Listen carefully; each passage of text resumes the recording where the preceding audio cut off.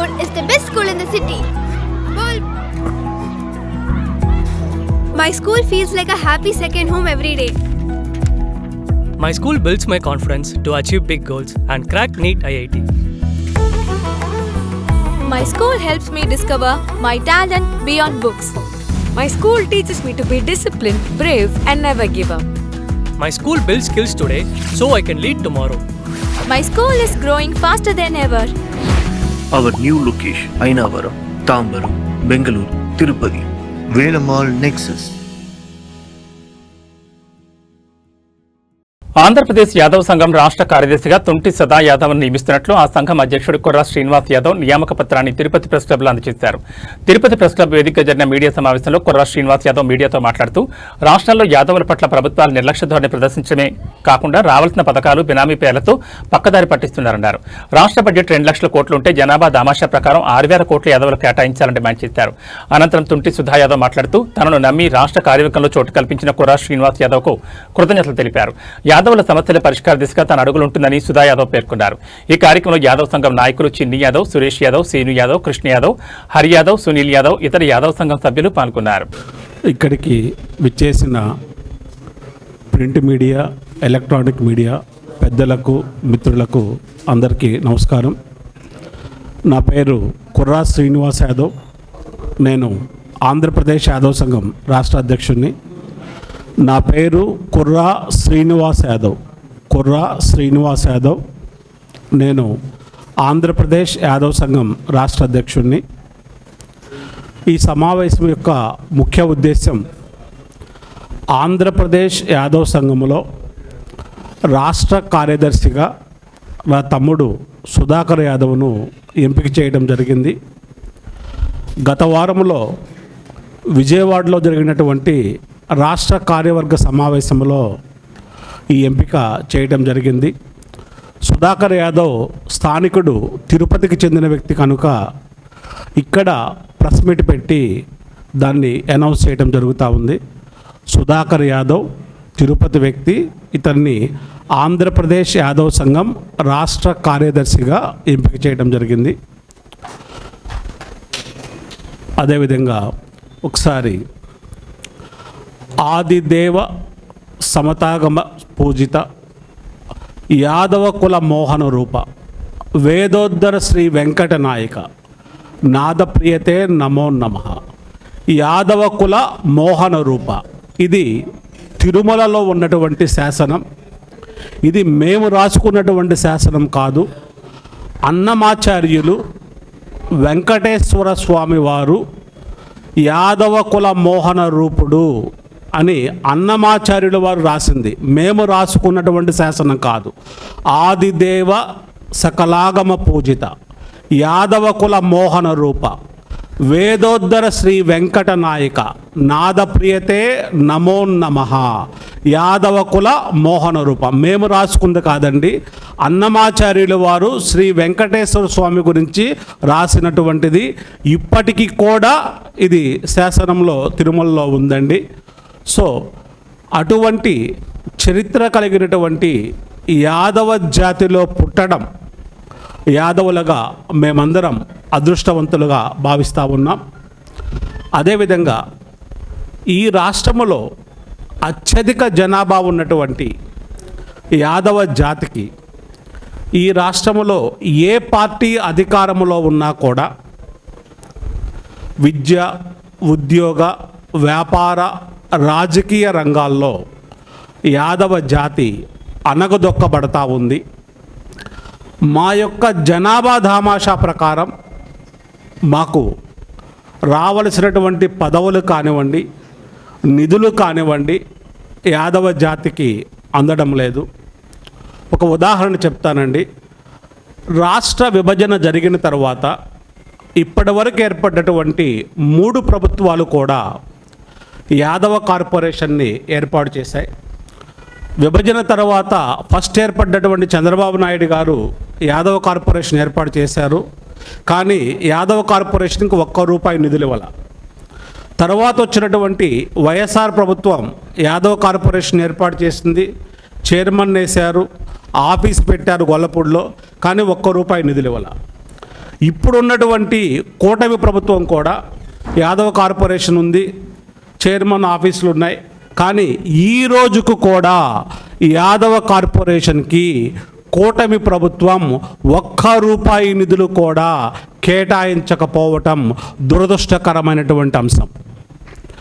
మా జనాభా లెక్కల ప్రకారం ఈ రాష్ట్రంలో 2 లక్షల కోట్ల వార్షిక బడ్జెట్లో యాదవ జాతికి కనీసం 6,000 కోట్లు యాదవ కార్పొరేషన్కి నిధులు కేటాయించాలని ఆంధ్రప్రదేశ్ యాదవ సంఘం తరపున కూటమి ప్రభుత్వాన్ని డిమాండ్ చేస్తూ ఉన్నాం. ఈ రాష్ట్ర వార్షిక బడ్జెట్ సుమారు 2 లక్షల కోట్లండి.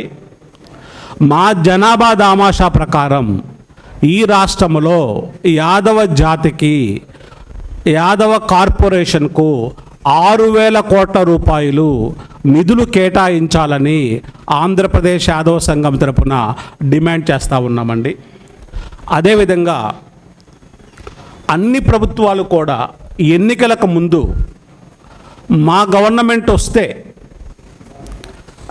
రాజధాని ప్రాంతంలో యాదవ భవన్ని నిర్మిస్తామని చెప్తున్నారు. ప్రతి జిల్లా హెడ్ క్వార్టర్లో యాదవ భవన్ని నిర్మిస్తామని చెప్తా ఉన్నారు.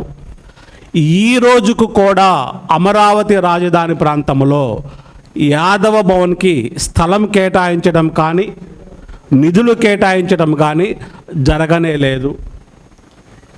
మా జనాభా దామాషా ప్రకారం రాజధాని ప్రాంతంలో యాదవులకు 10 ఎకరాలు స్థలం కేటాయించి 100 కోట్ల రూపాయలతో యాదవ్ భవన్ను యాదవ్ విద్యార్థులకు హాస్టల్ని నిర్మించాలని ఆంధ్రప్రదేశ్ యాదవ్ సంఘం తరపున డిమాండ్ చేస్తూ ఉన్నాం. అదేవిధంగా central government livestock mission అని ఒక ప్రోగ్రాం పెట్టిందండి. ఆ ప్రోగ్రాంలో 500 గొర్రెలు 25 పొట్టేళ్ళు ఉంటే ₹1 కోటి బ్యాంకు లోన్ తీసుకుంటే అందులో 50 లక్షలు సబ్సిడీ వస్తుందండి. కానీ బ్యాంకు దగ్గరికి వెళ్తే గొర్రెల కాపర్లకు ఎవరికి హామీలు ఉండవు, షూరిటీలు ఎవరు పెట్టరు, వాళ్ళకి అర్బన్ ప్రాపర్టీస్ ఉండవు. కాబట్టి బ్యాంకు వాళ్ళు లోన్లు ఇవ్వడం లేదండి. పేరుకేమో గొర్రెలు లోన్లు ఇస్తాం, గొర్రెల కాపర్లంతా యాదవులు, గొర్రెలు లోన్లు ఇస్తాం, గేదెల లోన్లు ఇస్తామని చెప్తున్నారు. కానీ బ్యాంకు వాళ్ళేమో హామీ ఉంటేనే మీకు లోన్ ఇస్తామనేది బ్యాంకు వాళ్ళు చెప్తున్నారు. బ్యాంకు లోన్ లేకపోతే సబ్సిడీ రాదు. సో మాకు పథకాలు అనేవి పెడుతున్నారు, కానీ అవి మా జాతిలో ఉన్నటువంటి నిజంగా గొర్రెల కాపర్లకు కానీ పేదవాళ్లకు అంటే పశుపోషణ మీద గొర్రెలు కాసుకొని జీవిస్తున్నటువంటి యాదవ జాతికి ఏ విధంగా కూడా ఆ పథకం ఉపయోగపడటం లేదండి. ఇవాళ మనం గమనిస్తే చాలామంది బడా బాబులు, కొంతమంది ఎమ్మెల్యేలు, ఎంపీలు కూడా లైవ్ స్టాక్ మిషన్ని ఉపయోగించుకొని 50 లక్షల రూపాయలు సబ్సిడీలు పొందారండి. కానీ ఏ ఒక్క గొర్రెల కాపరకు కూడా ఆ సబ్సిడీ అనేది ఇప్పటి వరకు రావటం లేదండి, అందలేదండి ఒక్కసారి కూడా. నేను ఖచ్చితంగా చెప్పగలుగుతా. అంటే పథకాలు పెడుతున్నారు కానీ అవి దారి మళ్ళిపోతూ ఉన్నాయి. ఎందువల్ల దారి మళ్ళుతున్నాయంటే బ్యాంకు మేనేజర్ ఏమో హామీ ఉంటేనే లోన్ ఇస్తామంటాడు, వీళ్ళ దగ్గరేమో హామీ పెట్టడానికి అర్బన్ ప్రాపర్టీస్ ఉండవు, వీళ్ళకి ఎవరు గవర్నమెంట్ ఎంప్లాయీస్ షూరిటీ సంతకాలు పెట్టరు, వీళ్ళ దగ్గరేమో ఇవి ఇన్కమ్ ట్యాక్స్ రిటర్న్స్ ఉండవండి. సో మేము ప్రభుత్వాన్ని డిమాండ్ చేసేది ఏంటంటే గొర్రెల కాపర్లకు కానివ్వండి, గ్రామీణ ప్రాంతంలో 1 లేదా 2-3 గేదెలతోటి పాల వ్యాపారం చేసుకొని జీవిస్తున్నటువంటి పేద యాదవులకు కానివ్వండి, అయితే ఏ విధమైనటువంటి హామీ లేని రుణాలను బ్యాంకుల నుంచి ప్రభుత్వం ఇప్పించాలి ఒకటి, లేదా అది కుదరని పక్షంలో తెలంగాణ గవర్నమెంట్ ఏం చేస్తుందంటే నేరుగా గొర్రెలు గేదెలను వాళ్ళకి పంపిణీ చేయటం జరిగిందండి. ఆ విధంగానైనా సరే గేదెలను కానీ గొర్రెలను కానీ ఆవులను కానీ నేరుగా పంపిణీ చేయాలనేది ఆంధ్రప్రదేశ్ యాదవ్ సంఘం తరపున డిమాండ్ చేస్తున్నాం. క్లియర్ డిమాండ్ అండి. హామీ లేనటువంటి రుణాలు బ్యాంకు వాళ్ళు ఇవ్వాలి. అలా ఇప్పించలేనటువంటి పక్షములో నేరుగా గొర్రెలు, గేదెలు, ఆవులను ఎవరైతే గొర్రెల కాపర్లు, ఎవరైతే పేద యాదవులు పాడి పరిశ్రమ మీద ఆధారపడి జీవిస్తున్నారో వాళ్ళకి నేరుగా సప్లై చేయాలని ఆంధ్రప్రదేశ్ యాదవ సంఘం తరపున డిమాండ్ చేస్తూ ఉన్నామండి. అదేవిధంగా ఈ ఆంధ్రప్రదేశ్ యాదవ సంఘం అనేది ఈ రాష్ట్రములో ప్రతి గ్రామములో కూడా కమిటీలు వేయటానికి ప్రయత్నం వేస్తున్నాం. ప్రతి మండలంలో కూడా కనీసం 200 మందితో కమిటీలు వేయటానికి మేము ప్రయత్నం చేస్తున్నాం. అందులో భాగంగా తిరుపతి నుండి మా సోదరుడు సుధాకర్ యాదవ్ని రాష్ట్ర కార్యదర్శిగా ఎంపిక చేయటం జరిగింది. ఈ రాష్ట్రంలో ఏ పోలీస్ స్టేషన్ పరిధిలో, ఏ ఎంఆర్ఓ ఆఫీస్ పరిధిలో యాదవులకు ఏ ఇబ్బంది వచ్చినా ఆంధ్రప్రదేశ్ యాదవ సంఘం ఆ పోలీస్ స్టేషన్కి, ఆ ఎంఆర్ఓ ఆఫీస్కి వెళ్ళి యాదవుల సమస్యలపైన పోరాటం చేయటానికి ఆంధ్రప్రదేశ్ యాదవ సంఘం సిద్ధంగా ఉందని మీడియా ద్వారా మా యాదవ జాతికి తెలియచేస్తూ ఉన్నామండి. ముఖ్యంగా మా యాదవులకు వచ్చే సమస్య ఎక్కువగా పోలీస్ స్టేషన్, ఎంఆర్ఓ ఆఫీస్ అండి. పోలీస్ స్టేషన్లో ఎక్కువగా వీళ్ళ మీద తప్పుడు కేసులు కడతా ఉన్నారండి. ఎంఆర్ఓ ఆఫీసులో వీళ్ళ భూమి 5 సెంట్లు 10 సెంట్లు పక్కోళ్ళకి ఎక్కించి అంత డబ్బులు తీసుకురా, ఇంత డబ్బులు తీసుకురా అని బాగా ఇబ్బంది పెడతా ఉన్నారండి. ఇందులో చదువుకోని వాళ్ళు గ్రామాల్లో ఎలా ఆ సమస్య పరిష్కరించుకోవాలో తెలియక అక్కడ దగ్గర ఉన్నటువంటి ఎమ్మెల్యే వర్గం వాళ్ళ దగ్గరికి వెళ్ళి వేలాది రూపాయలు వాళ్ళ ఖర్చు పెట్టి చాలా ఇబ్బందులు పడతా ఉన్నారండి.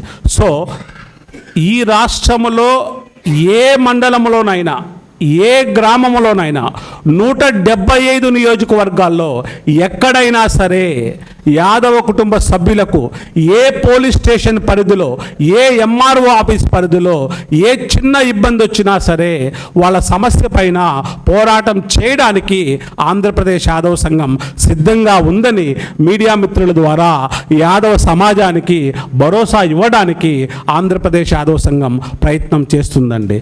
నమస్కారం. మేమేమనుకుంటున్నామండి అంటే ఈ యాదవులకి పశు పోషణ మీద, పశువులను పోషించటం మీద అమితమైన ఇష్టం ఉందండి. సో తిరుమల వారు ఒక డైరీని పెడితే, తిరుమల వారే నేరుగా ఒక డైరీని పెడితే ఆ డైరీలో ఆవుల్ని మేము కూడా ఇస్తామండి. గ్రామాల నుంచి సేకరిస్తామండి. మేము ఇస్తాము, గ్రామాల నుంచి కూడా సేకరిస్తాం. దానివల్ల మా వాళ్ళకు కూడా చాలామందికి పని దొరుకుతుందండి. డైరీలో తిరుమల వాళ్ళు పెట్టిన డైరీ కాబట్టి స్వచ్ఛమైన నెయ్యి వస్తుందండి. దానికి సింపుల్ పరిష్కారం అనుకుంటున్నాం మేము. ఎందుకంటే జగన్మోహన్ రెడ్డి కల్తీ చేశాడని చంద్రబాబు నాయుడు అంటాడు, చంద్రబాబు నాయుడు కల్తీ చేశాడని జగన్మోహన్ రెడ్డి అంటాడు. ఇద్దరు తప్పులే చేస్తున్నారండి అనేది మా యొక్క అభిప్రాయం. ఇద్దరూ కరెక్ట్ కాదు కాబట్టి తిరుమల వాళ్ళే స్వచ్ఛందంగా ఒక డైరీ పెడితే ఖచ్చితంగా స్వచ్ఛమైనటువంటి నెయ్యి స్వామివారికి అందుతుందనేది మా యొక్క భావన అండి. కల్తీ అనేది జరిగితే ఎవరైతే చేశారో, దానికి కారకులైతే ఎవరైతే ఉన్నారో వాళ్ళని ప్రభుత్వం కఠినంగా శిక్షించాలని ఆంధ్రప్రదేశ్ యాదవ సంఘం తరపున డిమాండ్ చేస్తూ ఉన్నాం. ఆ కల్తీలో ఏ పార్టీ వ్యక్తులున్నా, వాళ్ళు ఎంత పెద్ద వ్యక్తులైనా సరే వాళ్ళని కఠినంగా శిక్షించాలని ఆంధ్రప్రదేశ్ యాదవ సంఘం తరపున డిమాండ్ చేస్తున్నామండి. ఖచ్చితంగా కల్తీ, స్వామివారి ప్రసాదం కల్తీ జరిగింది, ఖచ్చితంగా వాళ్ళని శిక్షించండి అని అవసరమైతే ప్రతి గ్రామ స్థాయికి మేము తీసుకెళ్తామండి. ప్రతి గ్రామ స్థాయిలో కూడా ప్రభుత్వాన్ని, అధికారంలో ఉన్న వాళ్ళని డిమాండ్ చేస్తామండి. ఎవరైతే కల్తీ చేశారో వాళ్ళు ఎంత పెద్దవాళ్ళైనా సరే వాళ్ళని శిక్షించమని డిమాండ్ చేస్తామండి. మేము భవిష్యత్తులో తిరుమల వాళ్ళు డైరీ పెడితే స్వామివారికి స్వచ్ఛమైన నెయ్యి అందుతుందని మేము భావిస్తున్నామండి. ఇక్కడికి విచ్చేసిన మా అన్నగారు, మా స్నేహితులు, నా అన్నదమ్ముళ్ళు, ప్రతి ఒక్కరికి, మీడియా మిత్రులందరికీ పేరు పేరిన ధన్యవాదాలు. ఆంధ్రప్రదేశ్ యాదవ సంఘం కార్యదర్శిగా నన్ను ఎంచుకున్న దానికి నా మీద నమ్మకంతో మా అన్న కుర్రా యాదవ్ గారు నాకు ఇచ్చిన పదవికి శ్రీనివాస్ యాదవ్ అన్న గారికి ప్రత్యేకంగా ధన్యవాదాలు. అలాగే తొందరలో కమిటీ వేసి మా యాదవ్ సంఘం తరపున ప్రతి ఒక్క నియోజకవర్గంలో కానీ ప్రతి ఒక్క గ్రామంలో కానీ తిరిగి మా వంతు సహాయం అనేది ఖచ్చితంగా యాదవ్ కులసం తరపున గ్రామ స్థాయిలో ముందుకెళ్తామని ఈ సభాముఖంగా తెలియజేసుకుంటున్నాను. కృష్ణం వందే జగద్గురు. ఈరోజు హైదరాబాద్ నుంచి అన్న తిరుపతికి ఆంధ్రప్రదేశ్ యాదవ్ సంఘాన్ని తీసుకొని వచ్చి తిరుపతిలో మా అన్న సుధా యాదవ్ గారికి ఆంధ్రప్రదేశ్ యాదవ్ సంఘానికి సెక్రటరీగా చేయడం మా అందరికీ కూడా ఎంతో ఆనందదాయకం. ఎందుకంటే ఇప్పటికే తిరుపతిలో అనేక సంఘాలు ఉన్నాయి. అఖిల భారతీయ భారత వాసుదేవ యాదవ్ సంఘం, యాదవ్ హక్కుల పోరాట సమితి, ఇట్లా ఎన్ని సంఘాలు ఉన్నా కానీ అన్ని సంఘాలకు సరిపడా అందరూ ఫైట్ చేయగల సమస్యలు అనేకం ఉన్నాయి. 75-80 సంవత్సరాల నుంచి ఇప్పుడు అన్న చెప్పినట్టు జనాభా దామాషా ప్రకారం మాకు రావాల్సినటువంటి సీట్ల విషయంలో కానీ, అదేవిధంగా తిరుమల సన్నిధి గొల్ల మా ఆత్మగౌరవానికి సంబంధించినటువంటి ఆ సన్నిధి గొల్ల విషయంలో కానీ, ఇప్పుడు కొత్తగా అంటే అదేంటో మరి ఈ టీడీపీ గవర్నమెంట్ వచ్చిన ప్రతిసారి కూడా ఎవరైతే ఫ్రంట్ లైన్ వారియర్స్గా ఉంటారో టీడీపీ పార్టీకి ఆ యాదవులకే కొత్త సమస్యలు పుట్టుకొస్తుంటాయి. ఈరోజు మన తిరుమలకి కోతవేటు దూరంలో ఉండేటువంటి కళ్యాణ అభయ వెంకటేశ్వర స్వామి వారి ఆలయంలో సన్నిధి గొల్లకి అతన్ని తీసేసి అతని ప్లేస్లో ఏదో టెంపరీగా ఇవ్వాలని చెప్పి వాళ్ళు మాట్లాడుకొని గతంలో నుంచి చేసేటువంటి ఆ సన్నిధి గొల్లను తీసేయడం జరిగింది. అదేవిధంగా గతంలో తిరుమలకు సంబంధించి 55 జీవో ఒకటి తీసుకుని వచ్చి వంశపారంపర్యం తీసేయడం జరిగింది. ఇంకా అన్న చెప్పినట్టు ఈ లైవ్ మిషన్లో పూర్తిగా ఎక్కడా కానీ ఒక్క యాదవుడికి కూడా న్యాయం జరిగినటువంటి పరిస్థితి లేదు. మేము కనీసం చెవులతో కూడా వినలేదు. ఎమ్మెల్యేలు ఎంపీలు వాళ్ళ బినామీలను పెట్టుకుని వాళ్ళ స్థాయిలో వాళ్ళు గొర్రెలు కాచుకోవడానికి అక్కడి నుంచి లోన్లు తెచ్చుకొని మాఫీలు చేసుకునేటువంటి పరిస్థితులు చూసాం. వీటన్నిటిపైన మావన్నీ రకరకాల సంఘాలు అయినప్పటికీ కూడా సమస్యల పైన అందరం ఒకటయ్యి రాబోయే రోజుల్లో మా సమస్యలన్నీ తీర్చుకోవడానికి ప్రయత్నిస్తామని చెప్పి ఈరోజు అన్నగారికి ప్రత్యేక శుభాకాంక్షలు తెలియజేసుకుంటూ నమో వెంకటేశ.